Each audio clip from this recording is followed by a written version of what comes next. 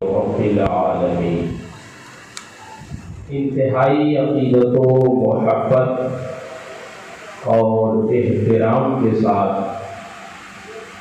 بارگاہ رسالت مآب صلی اللہ تعالی علیہ وسلم میں درود شریف کا نذرانہ پیش کریں۔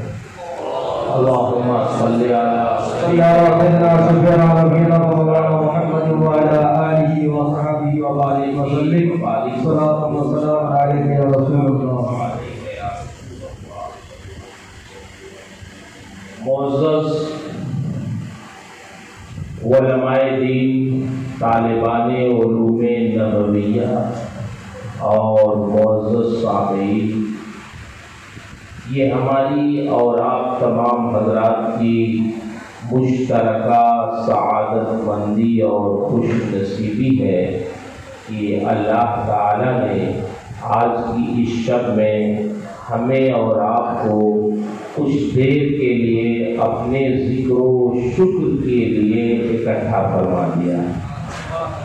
اللہ تعالی ہمارا اور آپ کا اکٹھا ہونا مبارک فرمائے، قبول فرمائے، آمین۔ اور اٹھنے سے پہلے ہماری اور آپ کی مغفرت فرمائے، آمین۔ یہ مجلس مختلف حیثیتوں سے بڑی بابرکت ہے۔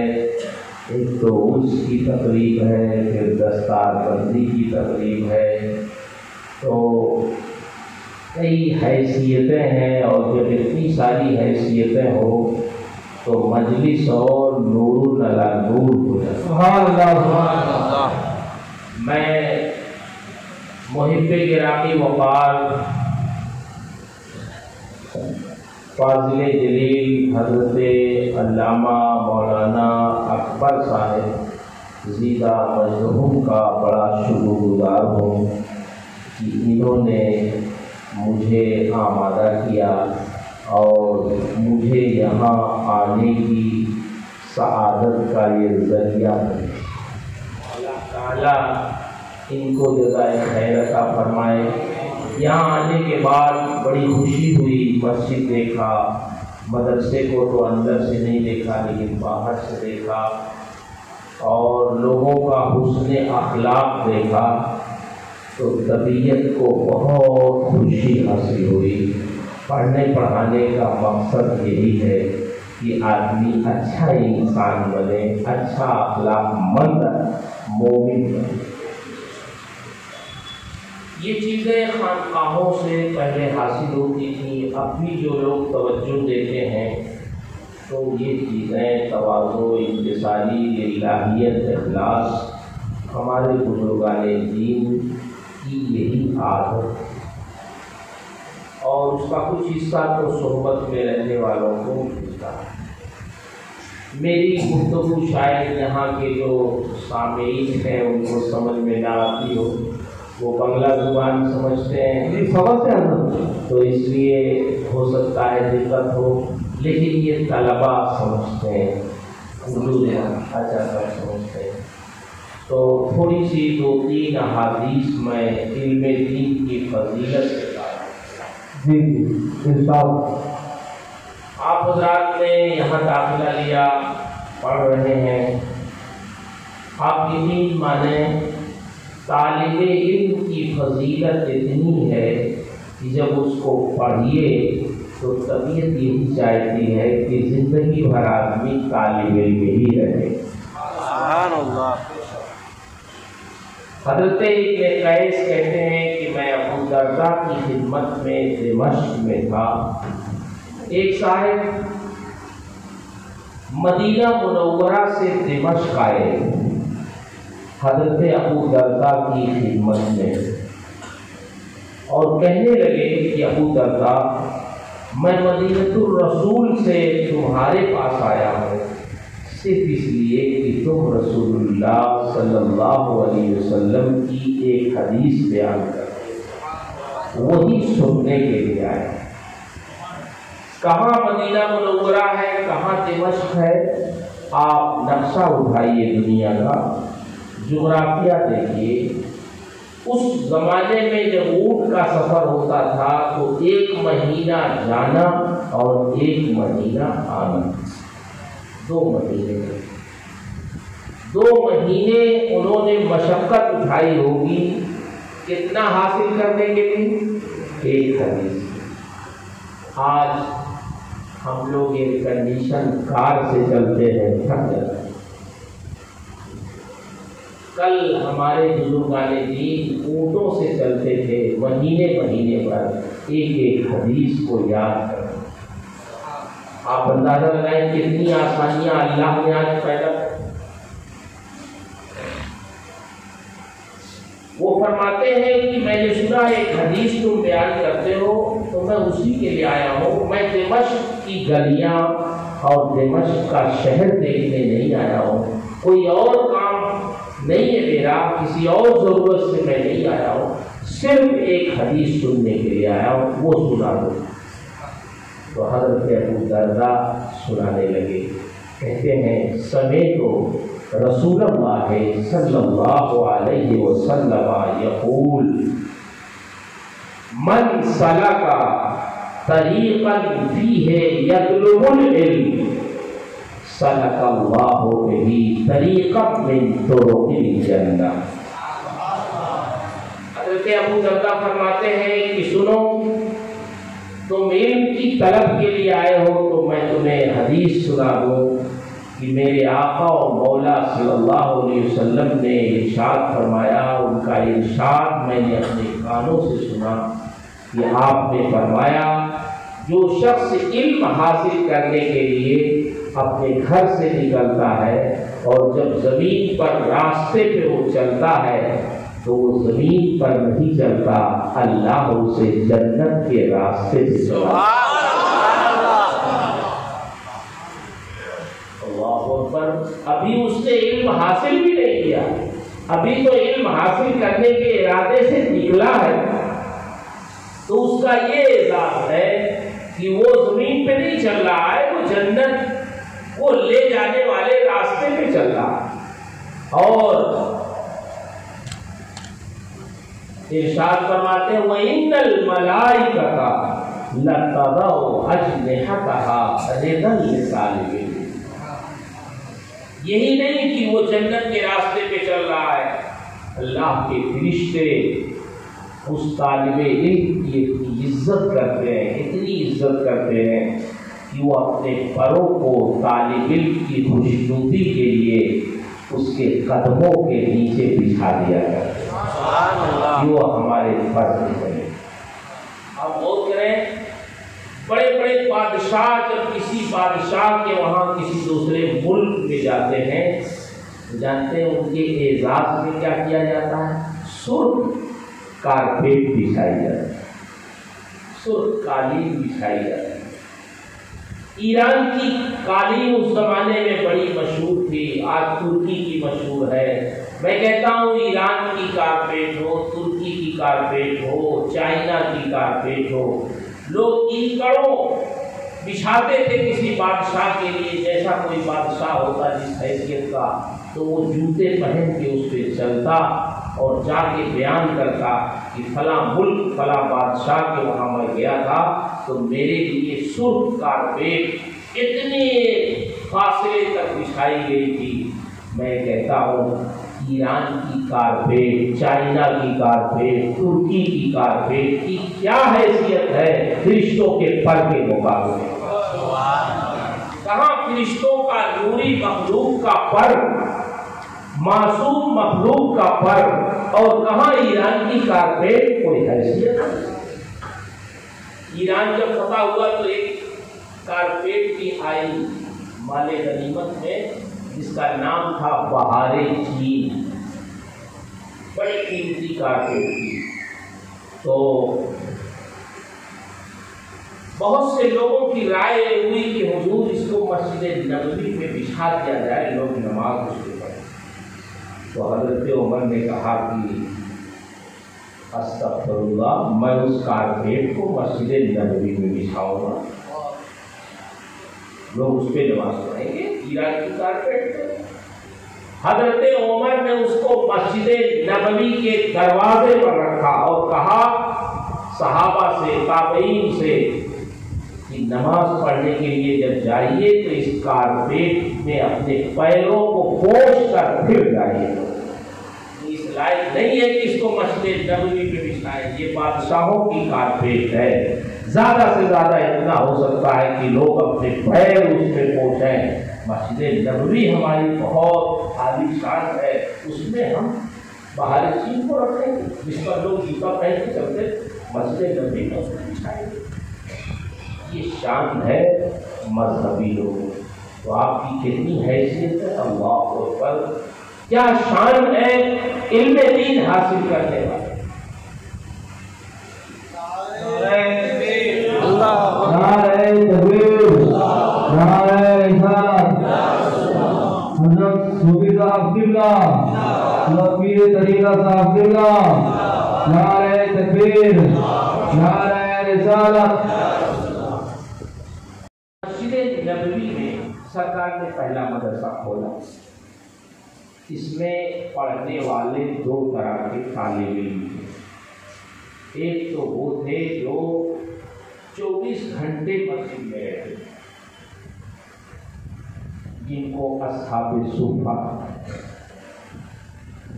کچھ وہ صحابہ کرام تھے جو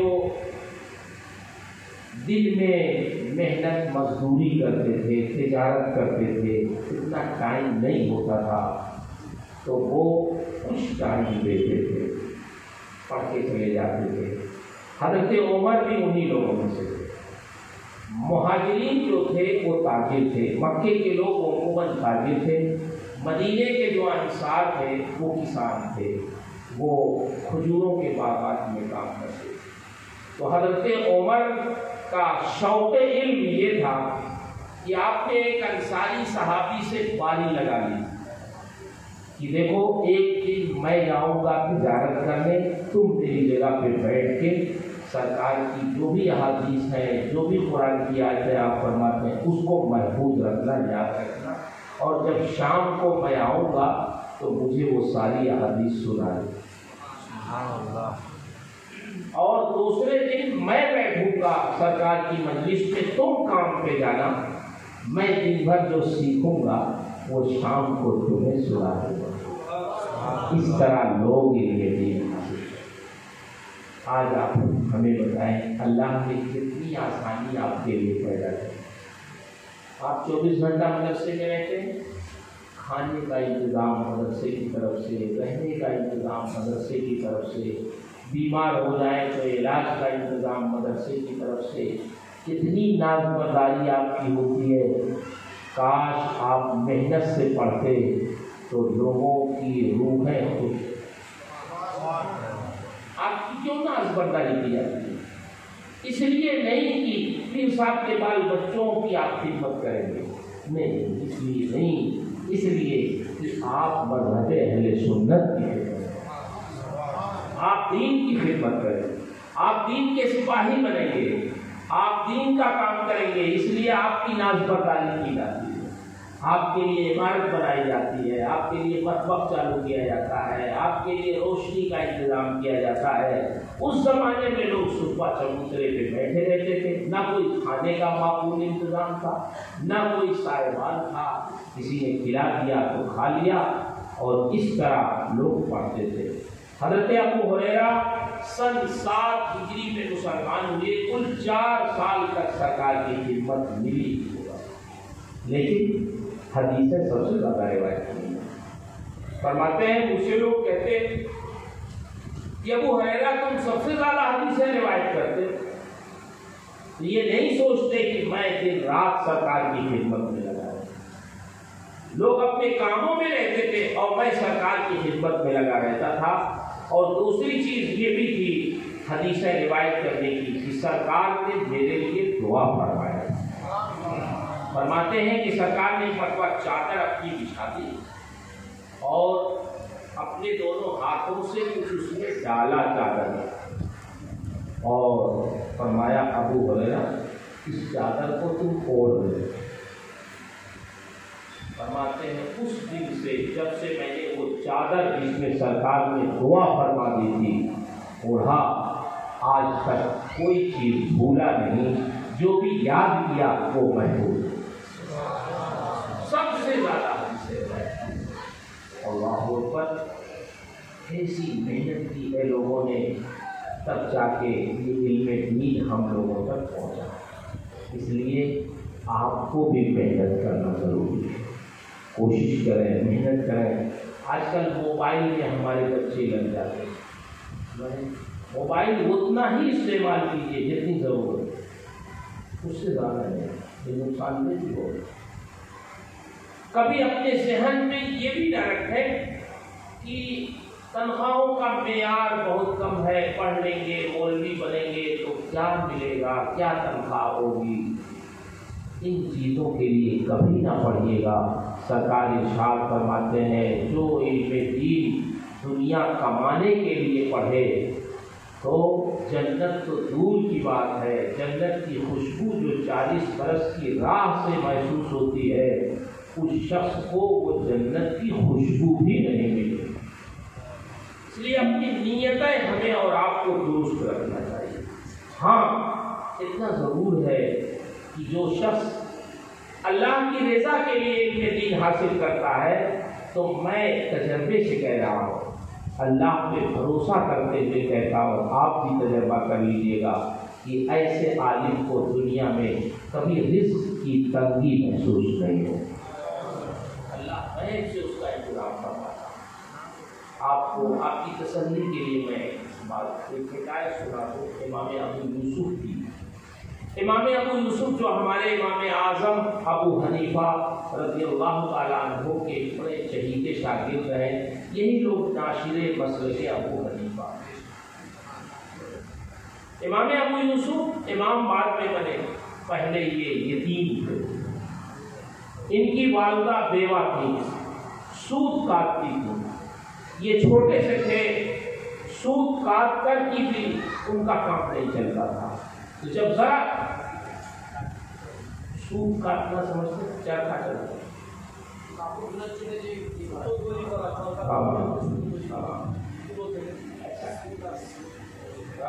نہیں آپ بتاتے ٹھیک ہے، اچھی بات، ترجمانی کرو، اس سے بھی خرچ نہیں چلتا۔ تو جب امام ابو یوسف جو بعد میں امام ہوئے، جب یہ بچے تھے، ذرا ہوش سنبھالی، انہوں نے کچھ کام کر سکتے تھے، تو ان کی ماں نے ایک دھوبی یا انگریز جو کپڑا رنگتے ہیں ان کے یہاں مزدوری پہ لگا دیا کہ بیٹا جاؤ کام کرو۔ تو یہ جاتے تھے، دن بھر مزدوری کرتے تھے اور شام کو وہ چند پیسے دیتا تھا، پھر لا کے اپنی والدہ کو دیتے تھے۔ اب دونوں کے پیسے سے زندگی کی گاڑی چل رہی، ایسی غربت ہے۔ جس راستے سے یہ جاتے تھے اسی راستے میں امام اعظم ابو حنیفہ رضی اللہ تعالیٰ عنہ کا مکان پڑتا تھا۔ تو ایک بار انہوں نے جھانک کے دیکھا کہ امام اعظم کی مجلس میں اس طرح لوگ بیٹھے ہوئے اور امام صاحب مسائل بیان کر رہے ہیں، لوگ ایسے بیٹھے ہیں جو جیسے لوگوں کے سروں پہ پرند ہو، بڑے غور سے سن رہے ہیں۔ یہ سوچنے لگے آخر کیا بیان کرتے ہیں، ہم بھی سنیں۔ یہ بھی اندر گئے، بیٹھ گئے اور دن بھر مسائل سنتے رہے، بہت اچھا لگا۔ شام کو پھر گھر واپس آ گئے، مزدوری کرنے لگ گئے۔ ان کی والدہ نے سمجھا کہ شاید بچہ کہیں کھیلنے نہ گیا، آج پیسے لے کے نہیں آیا، لیکن پھر صبر کیا، انہوں نے ہو سکتا پیسے نہ دیے ہو، گیا ہو کام پہ۔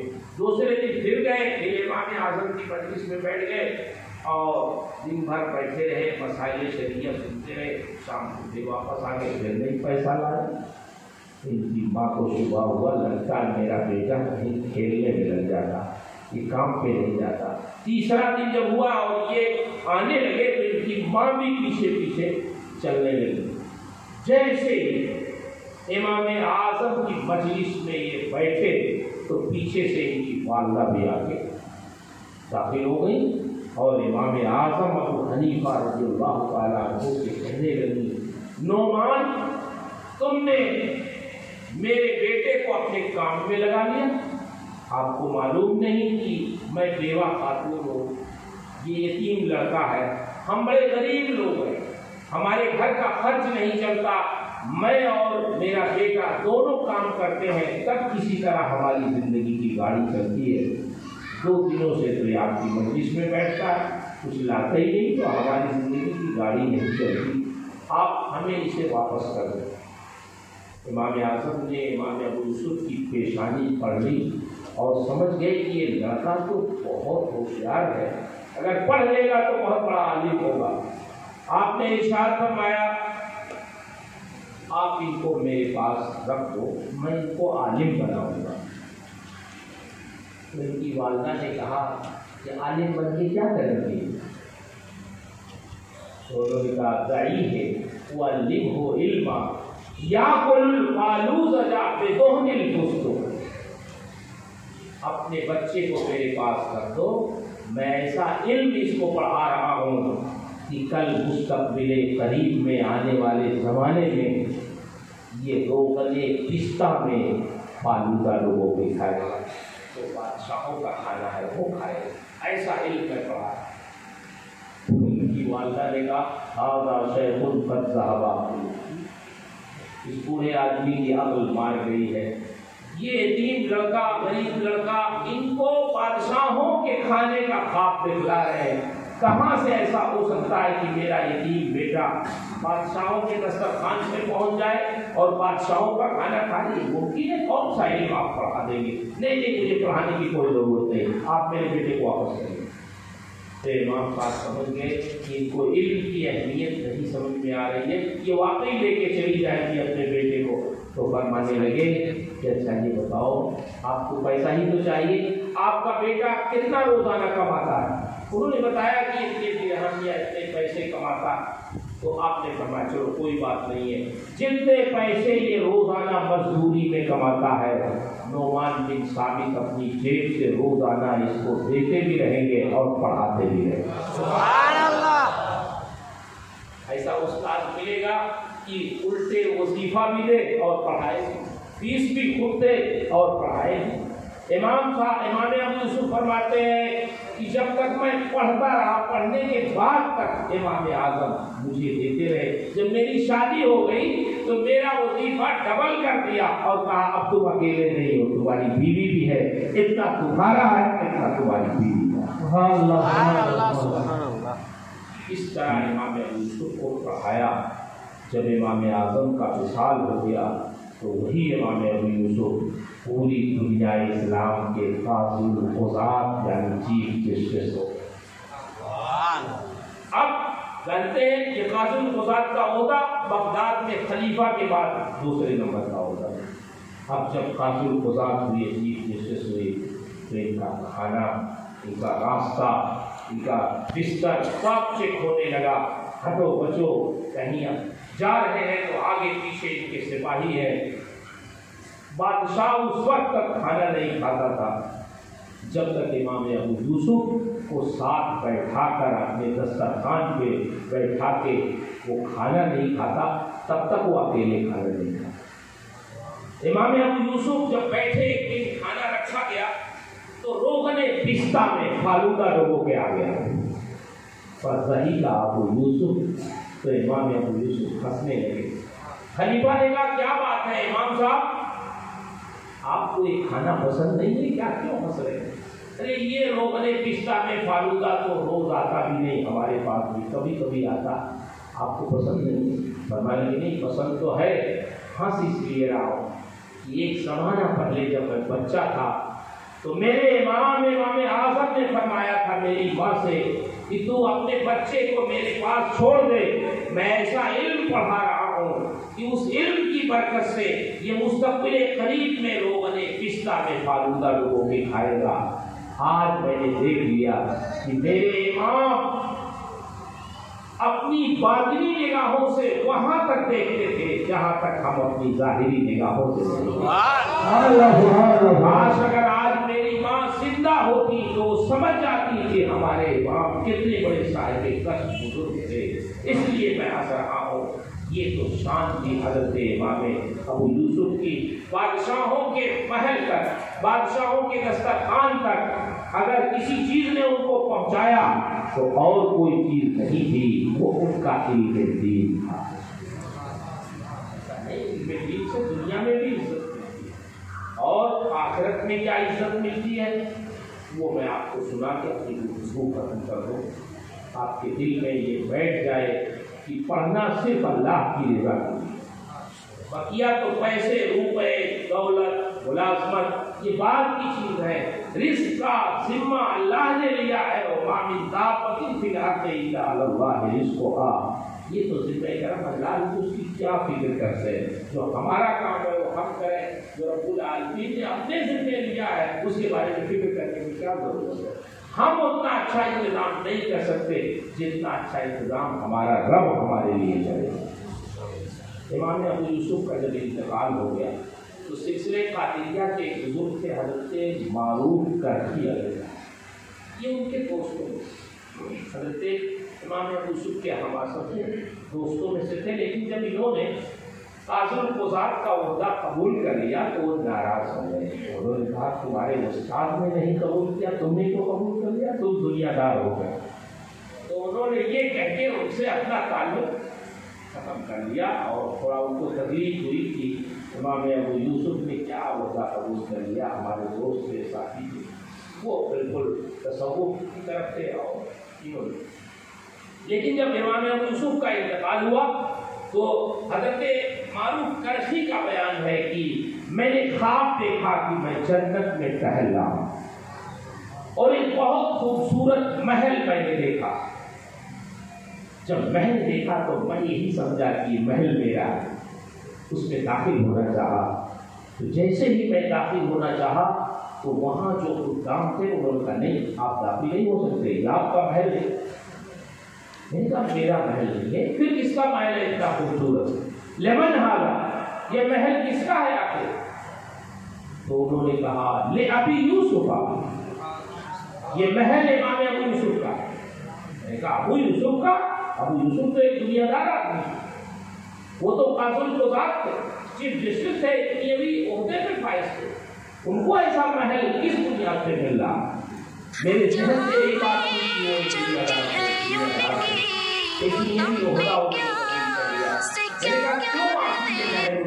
किस बुनियाद पर, तो जवाब देने वाले ने जवाब दिया लित्तालीम व तअल्लुम। इमाम अबू यूसुफ को इसलिए ये महल मिला कि जिंदगी भर उन्होंने इल्म दीन सीखा और इल्म दीन लोगों को सिखाया। जिंदगी भर इल्म दीन सीखता और सिखाता है तो अल्लाह उसकी दुनिया को भी रोशन कर देता है, उसकी आखिरत को भी रोशन कर देता है। सरकार ने हज़रत अबू हुरैरा से फरमाया अबू हुरैरा अगर तुम्हारा इंतकाल इस हाल में हुआ कि तुम जिंदगी भर इल्म दीन सीखते और सिखाते रहे तो जब तुम मरोगे, सरकार ने फरमाया जब तुम्हारा इंतकाल होगा तो तुम्हारी कब्र की ज़ियारत के लिए तुम्हारे जनाजे में आसमान से इतने फरिश्ते नाज़िल होंगे जितने फरिश्ते बैते अतीक यानी खाने काबा की ज़ियारत के लिए ये शान है इल्म दीन की खिदमत करने वाले। इसलिए आप बहुत अच्छी जगह, बहुत प्यारी जगह, बहुत माकूल जगह है। आपके असातिज़ा ये हमारे शागिर्द हैं, बहुत काबिल है, बहुत बासलाहियत है। हमने इनका तालिब इल्मी का ज़माना देखा है। हज़रत मौलाना अकबर साहब ने तो थोड़े से अपनी लाइन इमामत और तिजारत की तरतीब में से नहीं पढ़ा, ये खुद बहुत बासलाहियत आदमी, बहुत बासलाहियत आदमी। हमने सबको देखा है, पढ़ाया है, अल्लाह को बड़ा इल्म दिया है। तो ऐसे ऐसे उलमा के पास आप हैं तो बस समझिए इनसे जितना भी हासिल करना चाहे हासिल कर ले, इल्म ले ले और इखलास इन बुजुर्ग, तक़वा इन बुजुर्गों से, रूहानियत इनसे ले और इल्म इनसे ले, संगम बन जाए। ऐसे आलिम बने कि आलिम बामल हो, उसी आलिम की कद्र है जो आलिम बामल हो। अल्लाह से दुआ है अल्लाह आपको हमें सबको बामल बाफैज़ आलिम दीन बनाए। और इस इदारे में आप हैं जामिया दारुल नसीरुद्दीन औलिया बुजुर्गों से मंसूब है, मुझसे आला से मंसूब है। आप अल्लाह उसका फैज़ आपके क़ुलूब पर नाज़िल फरमा दे, आपका दिल, आपकी निगाह सब पाकीज़ा हो जाए, निकले तो आलिम रब्बानी होंगे। कूनू रब्बानी बन जाओ, अल्लाह वाले बन जाओ। इसी नज़रिए से आप पढ़ें, इंशाअल्लाह अल्लाह आपको दुनिया में भी इज़्ज़त देगा, आखिरत में भी इज़्ज़त देगा। अल्लाह से दुआ है अल्लाह इस मजलिस से खैर को कबूल फरमाए। मैं बहुत माजरत खा हूँ कि टाइम मेरे पास बहुत कम है और इसलिए बस चंद ही बातें आपसे अर्ज़ कर सका। मुझे 12 बजे फिर जामिया कुल्लैन में मसूद में पहुँच के वहाँ भी एक खिताब करना है, तो आपसे माजरत भी करता हूँ, दुआ की दरख्वास्त भी करता हूँ। बिलखुसूस मैं पीर तरीक़त हज़रत सूफ़ी साहब मददुल्लाह की खिदमत में गुजारिश करता हूँ कि आपकी दुआओं के हम लोग मुहताज हैं। दुआ फरमाएं कि इखलास के साथ पूरी ज़िंदगी दीन की खिदमत करते रहें और अल्लाह इन खिदमतों को कबूल फरमा ले और हम सबसे राज़ी हो जाए। मैंने जो कुछ भी अर्ज़ किया अपनी मुख्तसर सी गुफ्तगू में, इसमें जो कुछ भी हक़ है, सवाब है, सही है, वो सब मेरे रब की तरफ से है और इसके बयान करने में, ताबीर में, समझाने में जो भी गलतियाँ हैं वो सब मेरी तरफ से है। अल्लाह मुझे हक़ कहने, हक़ सुनाने, खुद हक़ पे कायम रहने और हक़ की नशर व इशाअत की तौफ़ीक़ अता फरमाए। अस्तग़फिरुल्लाह रब्बी मिन कुल्लि ज़ंबिन व अतूबु इलैह।